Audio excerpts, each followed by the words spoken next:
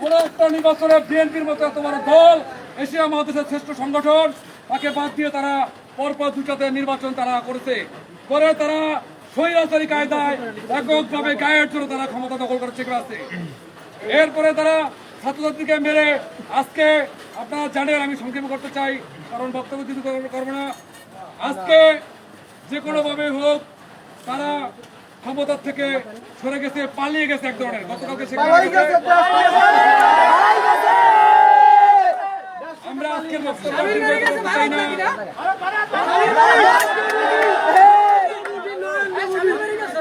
আমার একটাই সবার কাছে আবেদন, আমি মুস্তাবাদের সন্তান হিসাবে, এলাকার ছেলে হিসাবে সবার কাছে আবেদন, দল মতের পার্থক্য থাকতে পারে, মতের পার্থক্য থাকতে পারে, আওয়ামী লীগ করতে পারে, চরমনাই করতে পারে, জামাত করতে পারে, সে ভিন্ন মতে থাকতে পারে।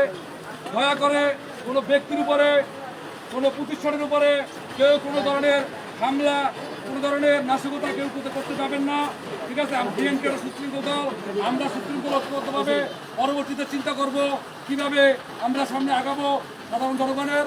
এ পর্যায়ে আমাদের সামনে সংক্ষিপ্ত বক্তব্য নিয়ে আসতেন মুস্তাবাদ ইউনিয়নের সাবেক বারবার নির্বাচিত চেয়ারম্যান, সাবেক বিএনপির সাধারণ সম্পাদক, সাবেক বিএনপির যুগ্ম আহ্বায়ক সিদ্দিকুর রহমান সিদ্দিক ভাই।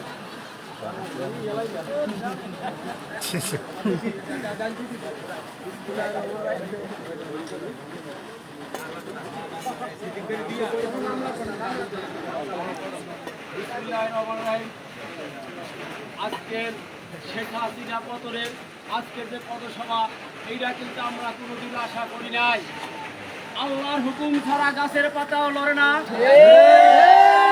দীর্ঘদিন এই স্বৈরাচার শেখ হাসিনা রাষ্ট্রীয় ক্ষমতা ব্যবহার করে অনেক অত্যাচার জুলুম করেছে বাংলার মানুষের উপরে।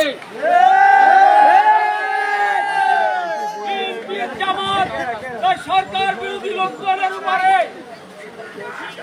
আমরা সেদিন 28 তারিখ ঢাকা গিয়েছিলাম, কিন্তু আমাদের জীবনটা নিয়ে আসতে হয়েছে কোনোভাবে।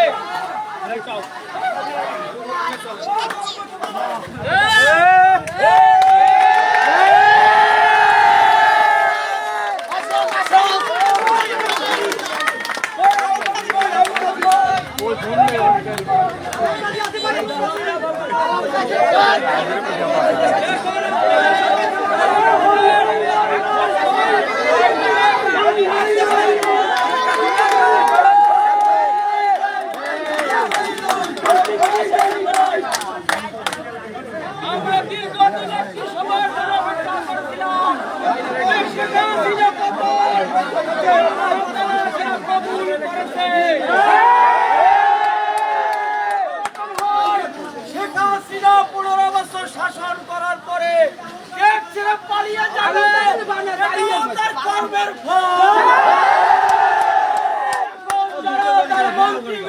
ছাত্রলীগ বলে গেছে 2 দিনের ভিতরে তারা দেশ ছেড়ে পালাইয়া যাবে।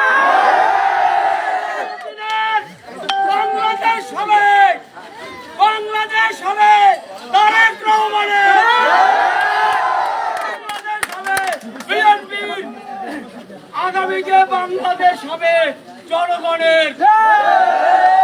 আজকের বিজয় পেয়েছি, এ বিজয় আমাদের ধৈর্য ধারণ করে রাখতে হবে। আমাদের দল জাতীয়তাবাদী দল বিএনপি, আমাদের সাথে ছিল ইসলামী শাসনতন্ত্র, অনেক তারা পাশে রয়েছে, তাদেরকে আমরা ধন্যবাদ জানাই। এই বিপদের সময়